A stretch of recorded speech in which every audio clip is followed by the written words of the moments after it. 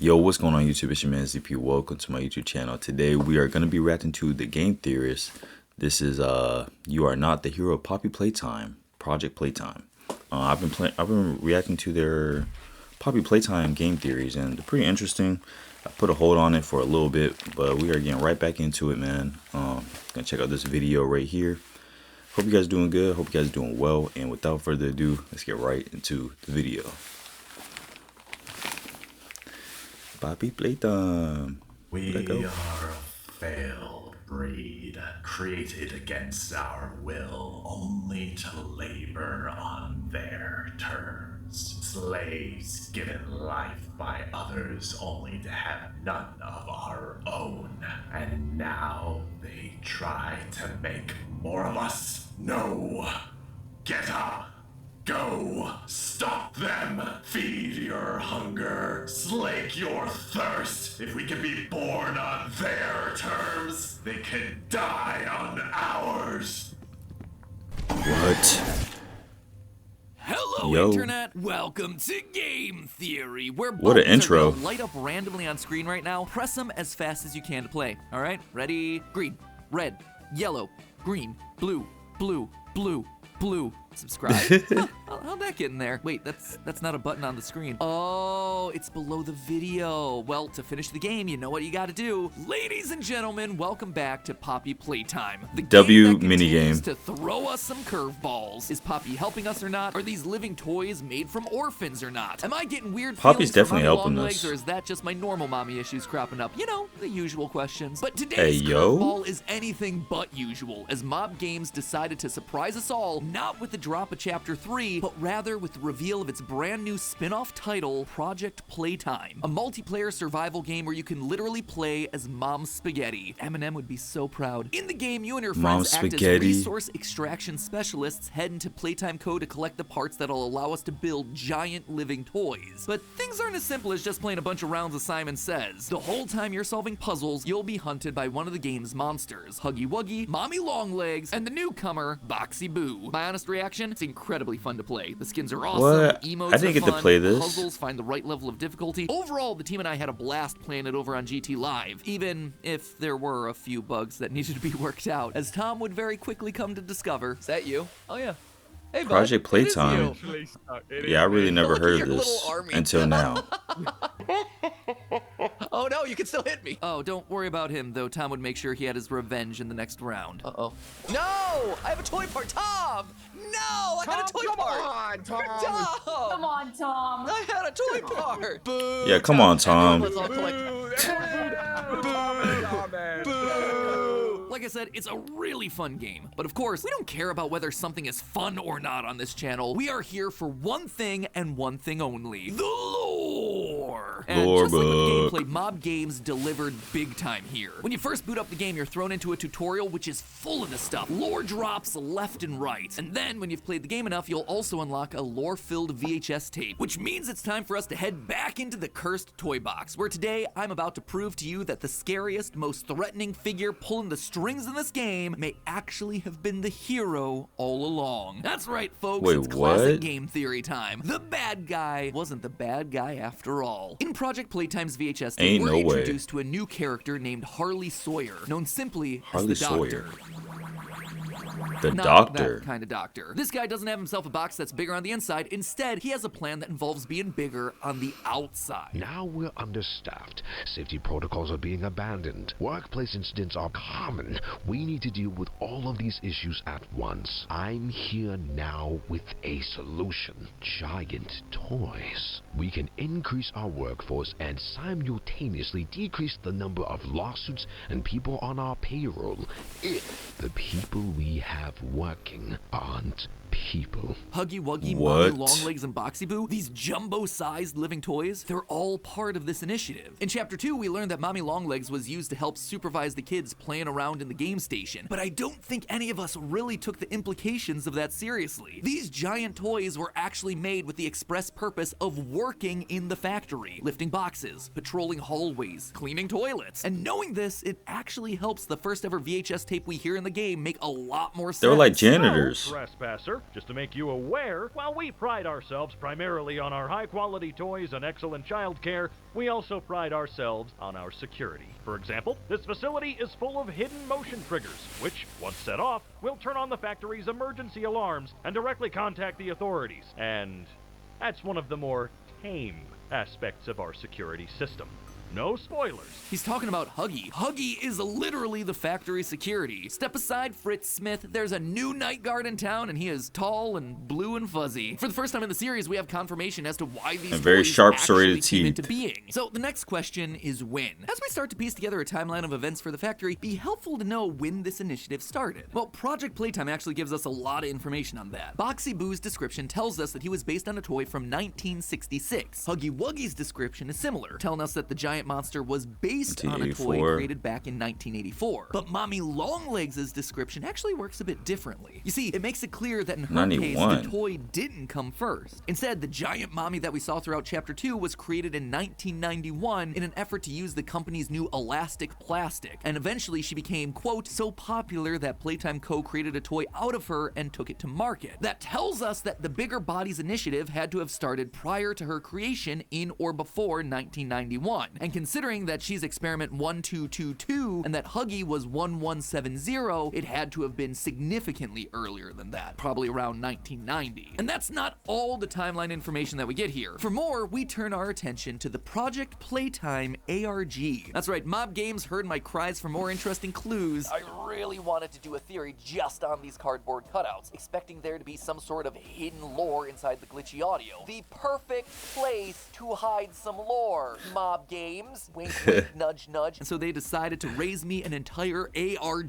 The ARG itself is actually super interesting and really complex. Unfortunately, most of it was teasing the new character for this game, Boxy Boo. Boxy Boo looks The freaking teaser was creepy. already out, and the game wasn't that far off either. Plus, the ARG's now been wiped from the internet, so it doesn't really make sense for us to cover it anymore. But if you do want to see the ins and outs of it, which are really cool, I highly recommend watching Sheep Rampage's video series on it. They were covering all the puzzles and solutions as they were happening in real time, so definitely worth a watch. It's a long series, but it's a good series, so boom, just solved your afternoon of entertainment. Today, though, we're just going to be focusing on the details that matter for us moving forward. During the ARG, we heard from a new character named Rowan prototype. Stoll, an employee that was initially concerned about Huggy Wuggy being used to watch children. Hello, Mr. Pierre. I know you don't want to hear any more about this. I get it. Sounds like a bad joke, Huggy Wuggy staring at children. If some creep is hiding nanny cams in our mascot's eyeballs, then it's something that needs to be taken seriously. The next video we see of him, though, he's changed his tune. I just want to apologize. I was wrong.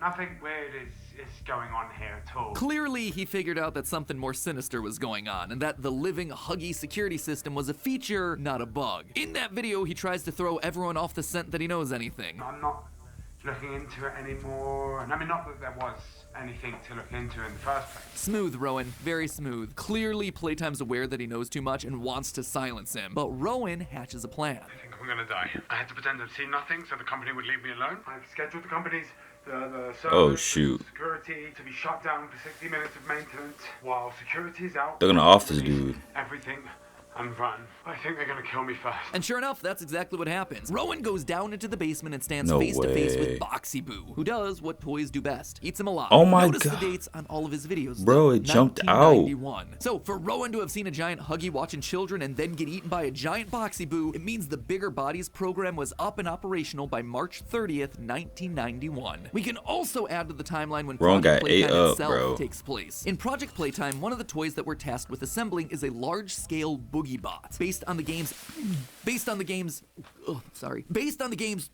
NFTs.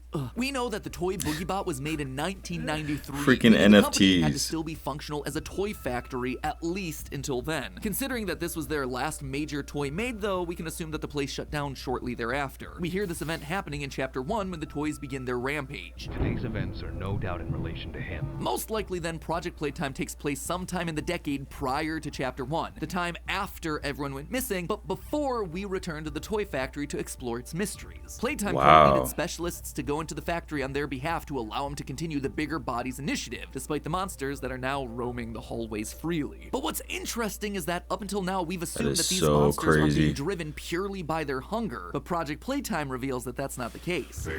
So what are they being?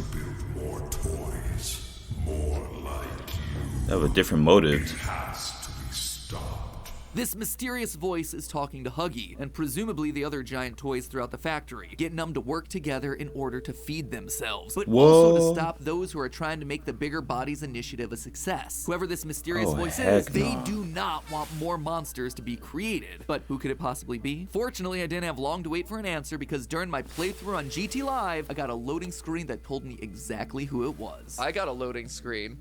It's this dude. I got Mommy Longlegs It's, being puppeteered by The prototype. 1006. The one, yeah, mine is Huggy just chasing people, so you definitely got the interesting one. You got the lore there. I got the lore, see? Experiment 1006 has been one Who of the is the franchise's prototype? biggest mysteries. Each installment reveals a little bit more about him. The first chapter showed us that he was a prototype to all these toy experiments, that he had a digestive tract but didn't require food to survive. The second chapter revealed him to be incredibly intelligent, tampering with cameras and alarm clocks in order to sabotage the scientists doing experiments on him. He even showed up at the end of chapter 2 to drag a lifeless Mommy Longlegs Yes, I away remember with his that. end goal. His motivation has largely been a I mystery. remember that, Thanks to bro. This tutorial, though, we now know what he wants. He's trying to stop the experiments. He's trying to stop people being used to make these toys. That's why he helped to release all the giant toys before the events of Project Playtime. Though still missing, today's events are no doubt in relation to him. His absence was a flaw in the scientific process. The giant toys are organized, they're working together,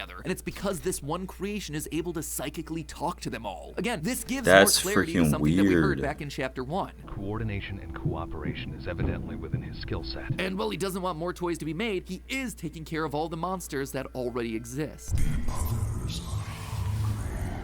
The others are starving.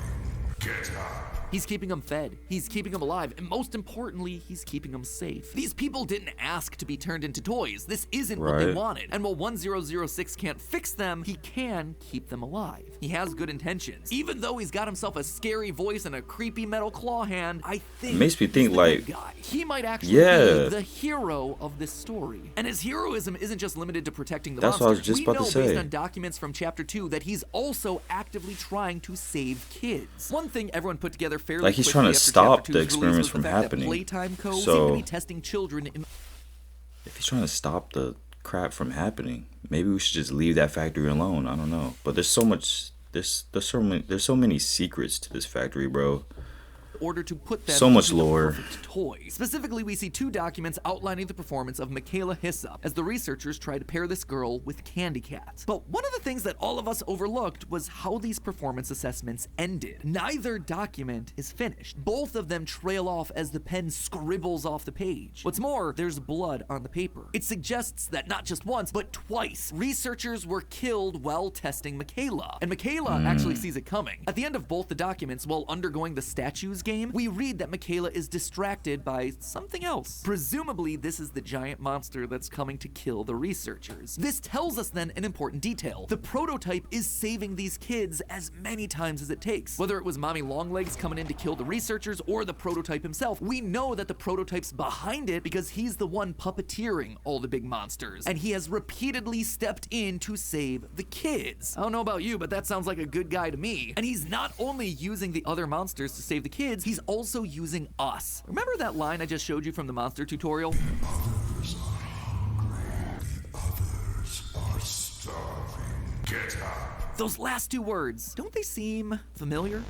Yep, the death messages from Oh. both chapters almost always end with those exact words, get up, which then results in us respawning. Up until now, we've been under the impression that 2 people have been speaking to us through these death screens. The lowercase words that are far more motivating, like we're almost there or it's not over, That's be probably from Poppy, Poppy. trying to get us to find her at the end of every chapter. And the second, And uppercase words that's like from innovation the is key, thank you, prototype. science, or he's loose, this is an emergency lockdown, being from either Elliot Ludwig or a scientist that was working on the project. But now, I don't think that's the case. Oh. Yes, there are 2 tones of messages, but almost all of them end with the exact same 2 words, get up. I think this It's is definitely a experiment prototype. 1006 trying to communicate with us. More Yep. lives are at risk than just yours. He's trying to get us to help the trapped souls inside the factory, the ones that he So maybe himself he's a has good spent so guy, long bro. protecting. Why is it speaking to us That in is 2 different voices? crazy. Simple reason could be that some of his lines are just him repeating back all the things he heard when he was first created. The prototype has saved us. Isn't he wonderful? But there's actually another explanation. Think back to the end of chapter 2. What have you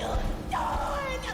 You make me part of you! Mommy Shirley screams for her life, terrified of being a part of 1006, who drags her lifeless corpse away shortly thereafter. Broken toys end up being combined into the prototype, so maybe it's a way for him to keep the toys and the spirits inside of those toys alive. That would mean that 1006 now has multiple voices inside of him. The voices of all those toys that have perished and are now incorporated into his being, all of them trying to communicate with us at once. This, I suspect, is what we're also seeing in the new VHS tape of Project Playtime. It starts off as normal text, but then switches to capital letters. Again, two very different tones present here. Near the end, we see the line, "The bigger bodies initiative will fail," which not only lines up with the motivations for 1006 that we've just discussed, but it also matches the exact words on the game's Steam page, except over there, it's written in a glitchy text. Now, while glitchy text doesn't necessarily prove that it's 1006, we have seen those death screens in the past use codes and corrupted text before. And a robotic monster trying to communicate in every way possible, ending up with text that appears glitchy, fits pretty nicely. Plus, there are also some frame-perfect messages in there that appear in the static of the VHS. One that says, "Save us," and another that says, "A pawn and a sacrifice." Again, hidden messages, other voices, all trying to break through. But while I'm certainly excited to see what the prototype pulls out for us in future updates and what his role in the story is going to be going forward, there's still one major question here. Who is 1006? All the giant toys that we've met thus far have been made from people. All we Mommy see is his Longlegs freaking even got a arm. name, Marie Payne. So if 1006 is the prototype, the one experiment that paved the way for all the others, then surely he too has to be made from some.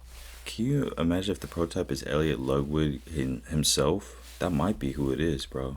In our previous theories, we came to the conclusion that orphans were being used to create these monsters. They were tested in the game station, and if they were considered fit for purpose, they would get on the train and be sent to play care, where they'd be experimented on and eventually turned into toys. So was experiment 1006 just an orphan? A random child that's now after revenge? A vengeful spirit, if you will? As much as I'd love to dunk on Poppy for riffing on another piece of FNAF lore, I don't actually think that's the case here. 1006 is incredibly intelligent, able to take control of the other toys, manipulate and trick the scientists in the toy factory, while later experiments like Huggy were described as obedient. These later experiments were made from children who could be trained and molded into what they needed to be, but the prototype was different. He was an adult, one we've gotten to know a lot about in recent chapters. I propose that 1006 is none other than the founder of the company, Elliot Ludwig. Now, I'm not the first theorist I thought to that suggest too. this. Ever since the release of Chapter 2, it's actually been a fairly common theory. However, I really feel like now we have the evidence to hammer this one home. We know that Elliot Ludwig suffered a tragic loss in his family in the 1960s, presumably his daughter, who would then go on it's to definitely Elliot, bro. Poppy. And throughout I mean, the I game don't know thus who far, else it could Elliot be, is always really. described as a family man at heart, and he's always giving credit for his business to the children. Now, call me cynical, and maybe I've played just one too many indie horror games at this point, but I see stuff like that, and I immediately think, oh, this guy's shady. He's clearly killing the kids. But nothing he ever says or does is outright evil or mean to children in any way. Instead, it's trying to benefit children. Throughout the toy factory, we see posters pushing employees to adopt and foster orphan children. And while again, my knee-jerk reaction is this guy is clearly using these orphan kids to make living toys, I don't think it started that way. If it did, he wouldn't be outright encouraging employees to adopt and foster children like we see in the posters. That would be taking test subjects, potential living toys, away from the factory. No, I believe that Elliot did indeed have the best interests of the kids at heart. It was this new character, the Doctor, who took things in a dark direction. And he was able to do it because Elliot was out of the picture. During the ARG leading up to Project Playtime, clue hunters found this memorandum from Rowan Stoll reminding employees about the need to keep quiet about confidential information. But in it, we get this line, quote, "Nobody cares about your safety and security more than us. And as our great founder Elliot Ludwig always said, Playtime Co. is my family, and family looks after one another." Notice the tense that the letter uses. It's past tense. He is out of the picture by the time the whole Bigger Bodies initiative gets into full swing. So where did he go? In Chapter 2, there's a note on Elliot's desk about using poppy gel to bring dead rats back to life. That note is labeled Experiment 814, almost 200 experiments prior to the prototype. Why would such an old note be sitting on his desk? We know at least another 400 experiments took place after this one. Surely memos about those later experiments would be at the top of the pile, but no, we find this old note. A note that, at the very end, mentions using larger subjects for the test. I think Elliot realized what was being proposed here and tried to shut the entire operation down. However, Harley, the Doctor, was determined. My name is Harley Sawyer.